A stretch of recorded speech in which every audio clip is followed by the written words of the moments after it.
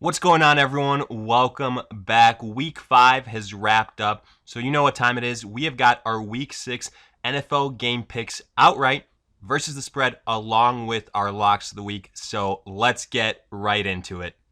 We kick things off on Thursday Night Football with the New York Giants at the New England Patriots.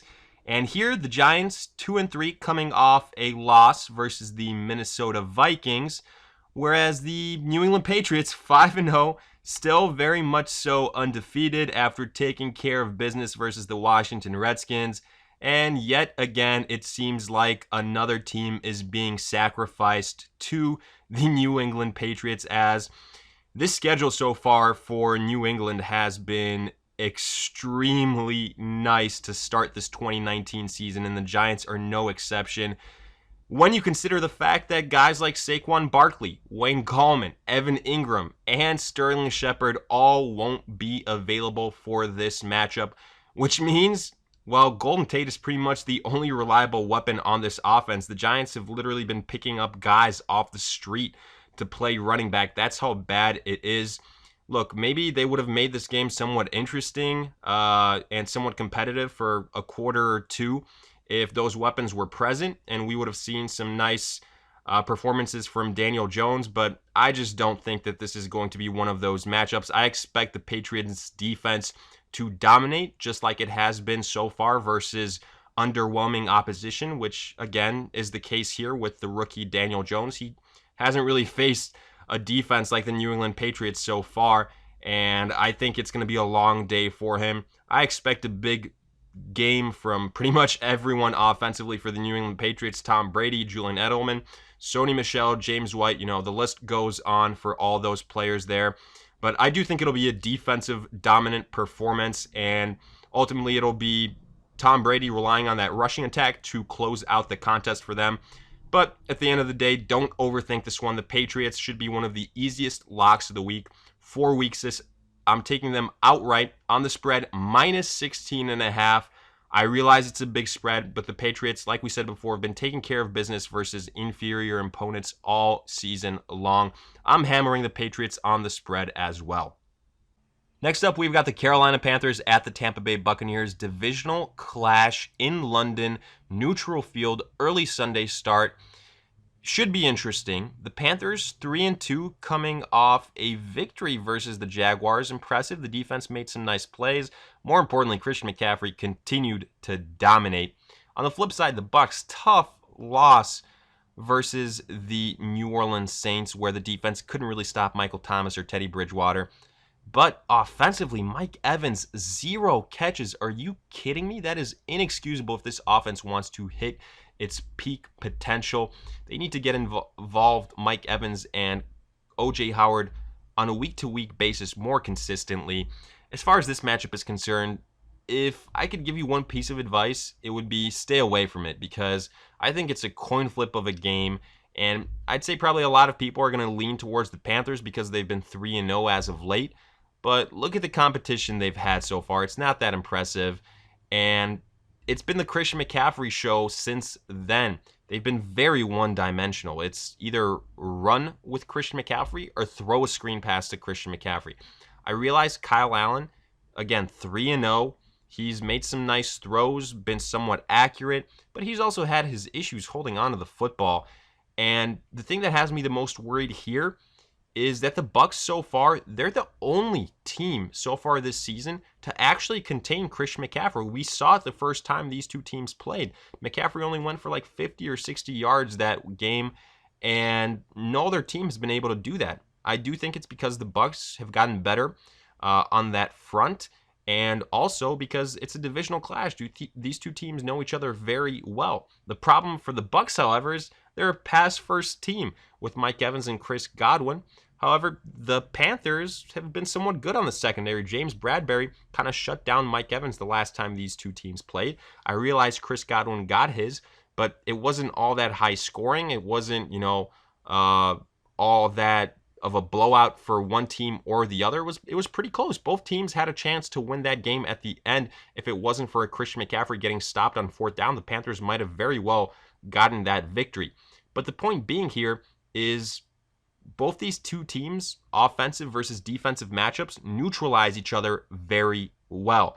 So with that in mind, I'm going to give the edge to the team that I have a little bit more faith in offensively.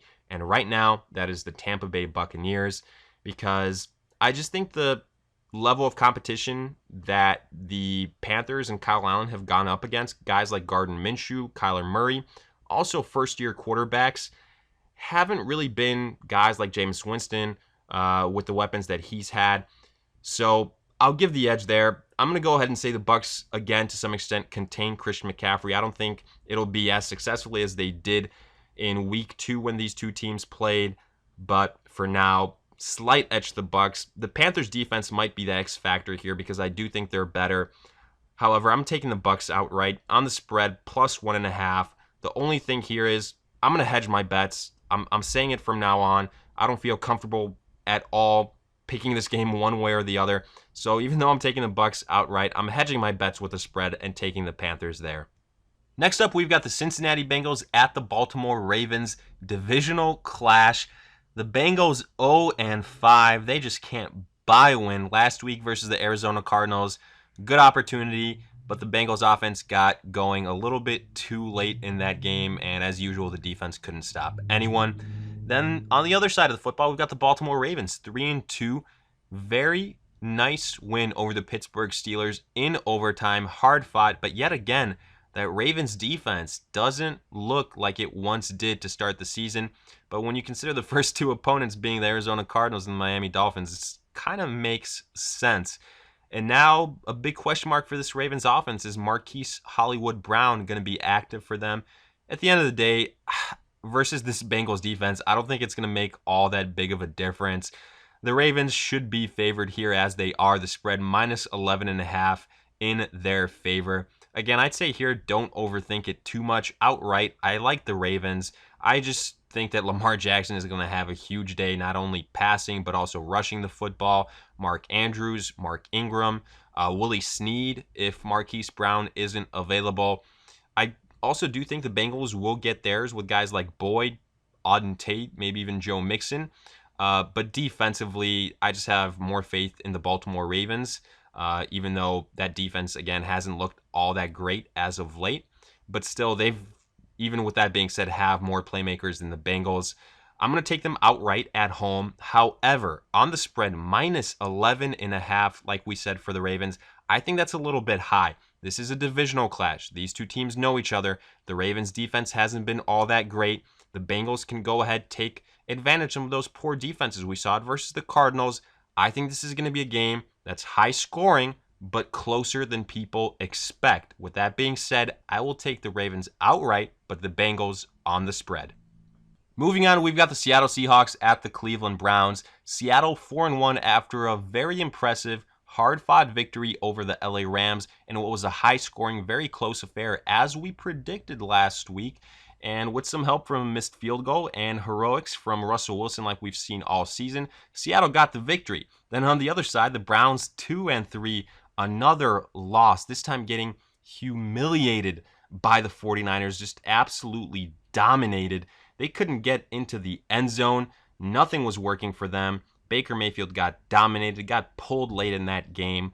And are we going to see a similar type of performance here versus the Seahawks? Now, look, optimistically speaking, the Seattle defense isn't as good as that of the 49ers. This is a home game for the Browns. But I do think that what we saw versus the 49ers and some of these early season struggles with the Browns are a better representation of what we might see season long for them, because so much for all these on paper projections, because at the end of the day, this offensive line isn't protecting Baker Mayfield. The Browns aren't built as an offense to come back from a big deficit, because Nick Chubb is their best player and they need to ride him to set up a lot of this maybe play action pass and these targets to whether it's Jarvis Landry or Odell Beckham. Because when those guys don't get their targets, they're going to get frustrated. There's too many mouths to feed, and it just becomes a whole issue. And it doesn't help that Baker Mayfield has held on to the football for too long and just been inaccurate very often. Now, favorably speaking, again, the Browns have a good defense, so they'll create some opportunities. But I'm going here with the ultimate X factor, with the guy that's looked like an MVP so far, and that is Russell Wilson. I think he can go ahead, even in situations where the pocket breaks down, use his escapability, and find guys like Tyler Lockett, like we saw last Thursday, for an amazing catch, possibly an amazing touchdown. Guys like Will Dissly have looked great, Chris Carson as well. So even though it's on the road, I'm taking Seattle outright. The spread plus 1.5 for the Browns. I think that number should be higher. I think Seattle does win, but I think they can at least win by a field goal. So I will take the Seahawks on the spread as well. Moving on, we've got the Houston Texans at the Kansas City Chiefs. The Texans 3-2, the Chiefs 4-1. For Houston, they put up 50-plus points versus the Falcons last week. Will Fuller couldn't be stopped. Neither could Deshaun Watson. Then the Chiefs, wow, one of the biggest shock defeats of last week versus the Colts. The Chiefs struggled to put up points yet again. They were held off the field. The Colts beat them in time of possession, and the defense couldn't make enough stops. But by all accounts, this should be an extremely high-scoring affair. And I give the edge to the team that I think has the more consistent quarterback play. To me, that is Patrick Mahomes and the Kansas City Chiefs. Now, the big thing to monitor here for people will be Tyreek Hill. And even though, look, I do think it's substantial, it's nice to see the Chiefs having their superstars return. Damian Williams, now potentially Tyreek Hill. I don't think it's going to make all that difference. Now, look, it could line up and the Chiefs have an explosive offensive performance here, but I think it's more likely that we see Tyreek Hill, if he does play, somewhat limited, somewhat protected, maybe even more so as a decoy, and that being his primary role with his pretty much premiere into the season since he got hurt so early on at the start of the year. There might be some rust there as well. Keep all those things in mind. The reason I bring that up is because the spread here is minus 5.5, which to me is a little bit high. Whether it's with Tyreek Hill or without, I think the Houston Texans can cover that spread. Now, like I said, I will take the Chiefs at home with Patrick Mahomes, the better quarterback, the more consistent quarterback to win outright. But the Texans, they have just as much firepower. They've got the better defense a little bit. So I think they can go ahead and keep up pace with the Kansas City Chiefs. They don't necessarily have the formula to keep Patrick Mahomes off the field by rushing the football consistently down their throat. They've got some nice pieces in Duke Johnson, Carlos Hyde, but neither one of those guys individually is extremely dominant. So I'm going to take the Chiefs outright, but the Texans on the spread. Next, we have got the Washington Redskins at the Miami Dolphins. Between these two teams, there's not a single win. The Redskins 0-5, the Dolphins 0-4. Redskins got dominated by the Patriots last week. The only reason the Dolphins aren't 0-5 is they're coming off a bye week. The question here is, who wants to actually win this game? And for the life of me, I don't have enough confidence to 100% say it's going to be the Redskins or the Dolphins. But I do have more faith in Washington. They're going through a head coaching change right now, which we'll see whether it's for the better or for the worse. But I do like the fact that they're likely going to go with Case Keenum here, who I've said since day one is the best quarterback they have on this roster. And offensively, even though they've struggled a lot, I think they're going to go back to rushing the football, which is what they have supposedly said they're going to focus on more so. So potentially big days for Chris Thompson and Adrian Peterson. And that Miami defense will definitely allow it. But at the end of the day, well, the Dolphins could have a lot of success too with Devontae Parker, Josh Rosen, and Kenyon Drake versus that Washington defense. However, I will say as a unit, I like the Redskins defense more. As a unit, with Case Keenum, I like the Redskins offense a little bit more. So even though it's a road game for the Redskins, and it wouldn't shock me at all if the Dolphins pull out a victory here, I think whatever happens, it's going to be a close game. It could potentially be high scoring here because of the two defenses that play. But at the same time, it could be a potential, slugfest because the offenses involved aren't all that great. Honestly, this game could go in any which direction. Who the hell knows? But I do think the smarter bet is to go with the Washington Redskins. They're just slightly better on both sides of the football, but that's not saying much. I'm going to take them to win this game outright. But on the spread, look, plus 3.5 for the Dolphins. That is high enough where I'm saying if this game ends up being decided by a field goal, I think the Dolphins can hang in there, So, as ludicrous as that sounds, I'm actually going to pick the Dolphins on the spread. Next, we've got the Philadelphia Eagles at the Minnesota Vikings. Both these teams 3-2. The Eagles just dominated the New York Jets with a very impressive defensive effort. Then the Minnesota Vikings, nice victory over the New York Giants. They did what they had to, ran the football down their throat, played good defense, and that resulted in a victory. Now, however, this should be a much tougher matchup, and this should be one of the best contests of the week because both these teams they've got the talent here. With the Eagles, they've got Carson Wentz, who, as long as you've got him healthy under center, you've always got a chance to win your matchup. Then for the Minnesota Vikings, look, I do think they have more talent offensively, but the biggest question mark is at the most important position, the quarterback position. Dalvin Cook has been one of the best running backs in the NFL. Adam Thielen, Stephon Diggs, great wide receiver tandem, but that's not worth a damn if your quarterback can't get you the football. Now, we did see Thielen finally got some attention last week with 2 touchdowns, and it could very well continue versus this Philadelphia Eagles secondary. But a lot of the success the Vikings have is by initially establishing the run, and this Philadelphia front is actually very good at stopping that. So we could see some struggles here, and the game could potentially come down to Kirk Cousins having to beat the Philadelphia Eagles through the air, which even though the Eagles secondary has struggled, I just don't have enough confidence in Kirk Cousins. Look, he could put up a good stat line, don't get me wrong, and I do think he actually will, but in those clutch moments, when it comes down to it, when you need to win the game, when you need to make that game-winning drive, I think it's more likely that he holds onto the football too long and that he gets strip sacked or that there's an interception, and ultimately the Eagles win this game. Now, the Vikings defense could be the X factor here because they're a very good unit throughout. It's a home game for them, but like I said, I just think that Kirk Cousins, if this is a close game throughout, which I anticipate it will be, I think it'll be decently high scoring. I think both these teams are going to have a chance to win it at the end, but if it's in Kirk Cousins' hands at the end, I just have more faith in the Philadelphia defense. So I'm going with Philly here on the road. I'm taking them outright. The spread -2.5 for the Vikings. So I'm going with the Eagles on the spread as well. Next, we've got the New Orleans Saints at the Jacksonville Jaguars. The Saints 4-1 after a great victory over the Tampa Bay Buccaneers. Teddy Bridgewater is getting it done in the absence of Drew Brees with help from Michael Thomas and Alvin Kamara. Then Jacksonville Jaguars 2-3, tough loss versus the Carolina Panthers, but they were in that game, but ultimately came up just short.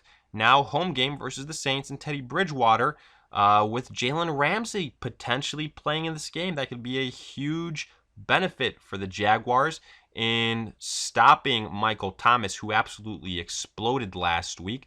This could be one of the tougher defenses the Saints have had to face, and that could mean a long day for the New Orleans Saints and Teddy Bridgewater, which you kind of see with the spread here. The Jaguars actually favored by -1.5.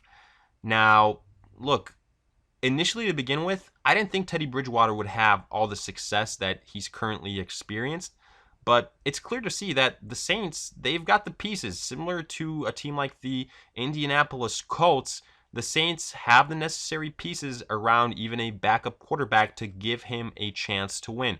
The Saints defense also pretty good, so I'm actually going to go ahead and pick maybe a little bit of an underdog here. I'm going with the Saints. Now, there's been some rumors that Alvin Kamara, some type of ankle issue. If he doesn't play in that game, well, it could be a different story. If that's the case, I'll go ahead and say the Jaguars win this contest because Kamara is just so important to that Saints offense. Right now, I'm operating under the assumption that he does play. So give me the Saints to win this game outright. The Jaguars right now -1.5 on the spread. So we're going with the Saints on the spread as well.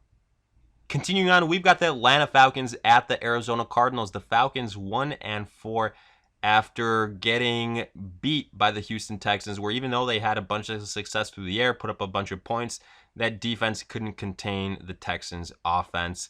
Then the Arizona Cardinals finally getting their first victory of the season. They are now 1-3-1 after beating the winless Cincinnati Bengals. And now they have a home matchup versus the Falcons defense that can't stop anyone. But guess what? Neither can the Cardinals defense, which means this could potentially be the highest scoring game of this week. Both these teams, especially the Falcons, have the weapons. I look for Julio Jones to dominate. I look for Calvin Ridley to dominate, Devonta Freeman to dominate, Matt Ryan to throw for a bunch of yards. But then Kyler Murray, I expect him to have a pretty good game here too. Through the air, on the ground. He doesn't have as many weapons around him, but Larry Fitzgerald should still be able to go ahead and have some success. David Johnson, I'm operating under the assumption that he does play. We obviously knew that he was dealing with that back issue after the end of last game. We'll see how serious it is, but I just think this Atlanta defense has struggled so much right now that even if Chase Edmonds plays, he will still have success. But the point being, here, I think you have to go with the offense that you have more faith in. I'm going to go with the more experienced signal caller, who I think has more weapons around him. To me, that is Matt Ryan. So I'm picking the Falcons outright on the road. The Cardinals plus 2.5. I think at the end of the game, the Falcons kind of pull away late here. I think they can win by a touchdown, so I will take them on the spread. Next up, we've got the San Francisco 49ers at the LA Rams divisional clash. The 49ers 4-0 after dominating the Browns, running the football down their throat, forcing several turnovers, and ultimately now, as a result, one of two remaining undefeated teams in the NFL. Then the LA Rams 3-2, absolutely heartbreaking loss versus the Seattle Seahawks via a missed field goal. But guess what? They have a chance at redemption versus another divisional opponent in the 49ers here. And I will say, I do think they'll have a pretty good chance. Now, the 49ers, even though they're 4-0, I don't think they've played anyone that's been quite as good as the LA Rams. We're going to see how good that defense really is and whether it has that bend but don't break mentality. I do think if the 49ers somehow win this game, it's going to be, again, due to that defense making some plays. Unfortunately for the LA Rams, the status of Todd Gurley up in the air because maybe he's going to be limited. Maybe he might miss his game altogether because of a thigh contusion. At least that's what's being reported. But if that's the case, well, insert Malcolm Brown. Either way, I think that could potentially be a blessing in disguise, at least for this one game, because they're not going to have to worry about limiting the use of Malcolm Brown. And he can go ahead, catch the football, run through the tackles as we've seen before. But this is going to come down to the Rams passing the football, with Jared Goff having a good game, with Robert Woods, with Cooper Kupp. We'll see what happens with Brendan Cooks and that concussion, whether he plays or doesn't. But I actually like the Rams to win this game outright. The reason I say that is, again, because these two teams, for the most part, I think pretty close in talent. These divisional clashes, anything can happen, especially in the NFC West. And I think at the end of the day, these two teams split the series. So I'm going to go with the home team as the one that has the advantage here. Right now, that is the Rams. I think they bounce back and come out with a very, very close victory. I will say that to begin with. I think it's going to be decided by right around a field goal, honestly. And that's why that spread of -3.5 scares me a little bit. For that reason, I'm going to go with the 49ers on the spread. At the same time, kind of hedging our bets that if somehow the 49ers pull it off, we'll go ahead and hit on the spread pick there. Moving on, we've got the Dallas Cowboys at the New York Jets. The Cowboys 3-2 after losing 2 straight, this time to the Green Bay Packers in a game where it started out horribly for Dallas, but they made some moves late in that game, but ultimately too little too late. Whereas the New York Jets, they're 0-4 coming off the bye week. Sam Darnold finally returns, which means now the Jets definitely have a better chance moving forward versus whatever team it might be.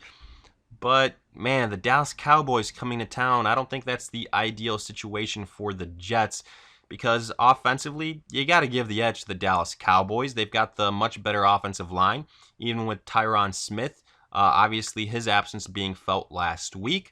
But they've got the better wide receivers in Amari Cooper, Michael Gallup. They've got the better quarterback in Dak Prescott. They've got the better running back because, again, he's running behind a better offensive line in Ezekiel Elliott. Then also, I think they've got the more complete defense on top of that. the New York Jets, like we said, Sam Darnold returning will be a boost for them because we saw what they looked like with Luke Falk. But I don't think the return of Sam Darnold will be enough to go ahead and get the Jets this victory.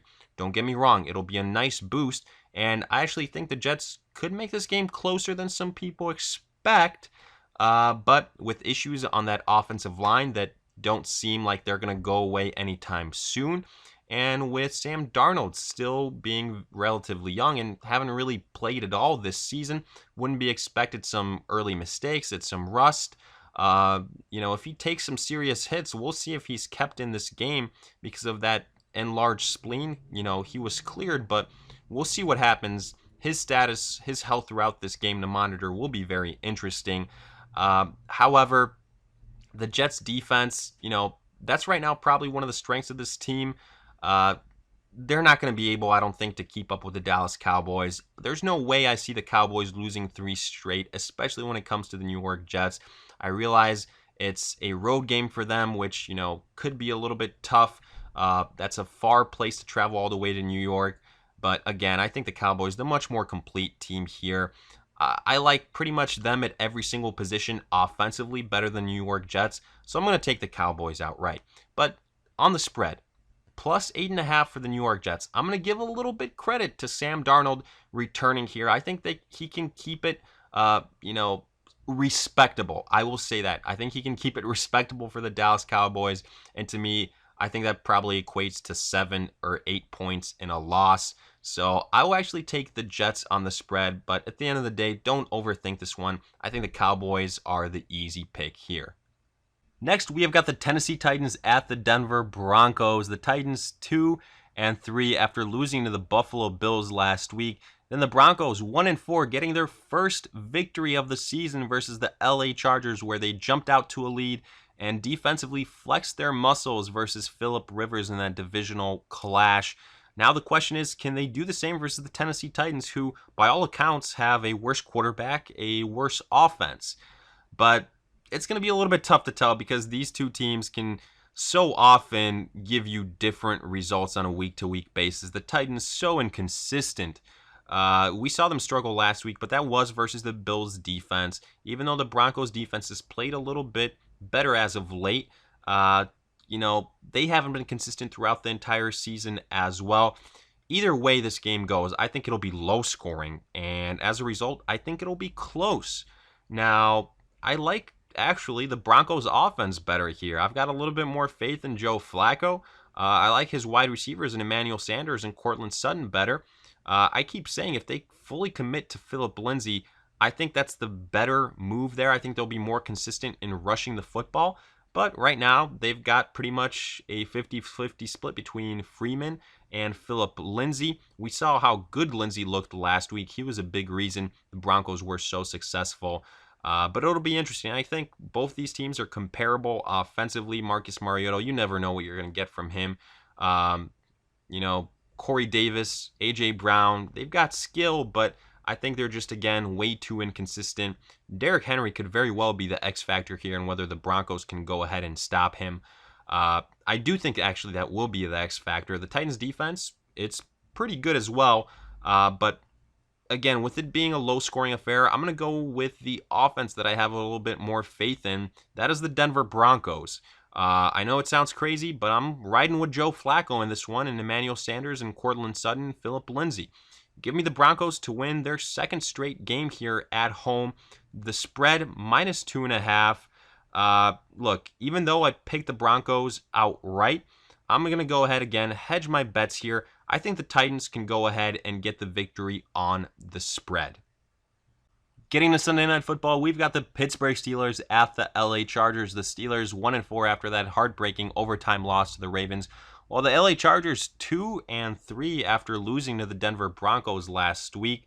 Well, guess what? They have a great chance for a bounce back win here because they're getting the Pittsburgh Steelers in what will likely be their third string quarterback. Jalen Samuels also not going to be available for this contest, which means it's going to be the probably James Conner show because I don't have all that much faith in all these pass catchers for the Pittsburgh Steelers after all these quarterback changes that they have faced. The Steelers defense is going to be the team that has to shoulder the load here, but I fully expect the Chargers offensively to bounce back. Another week of getting integrated into this offense for Melvin Gordon, I think, will be a good thing, even though we saw how successful Austin Eckler was.